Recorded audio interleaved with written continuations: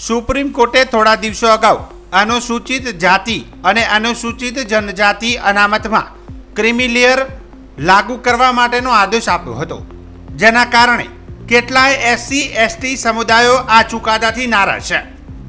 Supreme કોર્ટના નિર્ણય સામે વિરોધ દર્શાવવા આરક્ષણ બચાવો સંઘર્ષ સમિતિએ 21મી ઓગસ્ટ એટલે કે આજે ભારત બંધની જાહેરાત કરી હતી. ત્યારે રાજ્યમાં અલગ અલગ જગ્યાએ બંધ પાળીને વિરોધ નોંધાવવામાં આવ્યો હતો. ત્યારે બનાસકાંઠાના ઇકબાલગઢ વિરમપુર બજારની તમામ દુકાનો બંધ રાખીને વેપારીઓએ ભારત બંધના એલાનને સમર્થન આપ્યું હતું. જોકે સ્થાનિક લોકોએ કહ્યું હતું કે જે પ્રમાણે સુપ્રીમ કોર્ટ દ્વારા જે નિર્ણય આપવામાં આવ્યો છે, જેને લઈને અમારો વિરોધ છે. આગામી સમયમાં અનેક વિદ્યાર્થીઓને આ નિર્ણયથી ભારે નુકસાન થશે, ત્યારે આ નિર્ણય મોકૂફ રાખવામાં આવે તેવી માંગ સાથે આજે ભારત બંધને સમર્થન આપ્યું હતું તેમ જણાવ્યું હતું.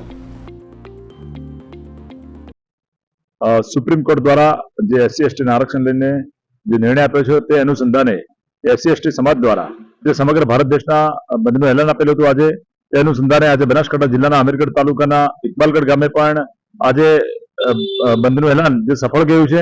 અને આ અનુસંધાને અમે સૌ અને વેપારી સૌએ જે એસસી એસટી સમાજને પણ સમર્થન આપેલું છે એમના બંધના એલાનને.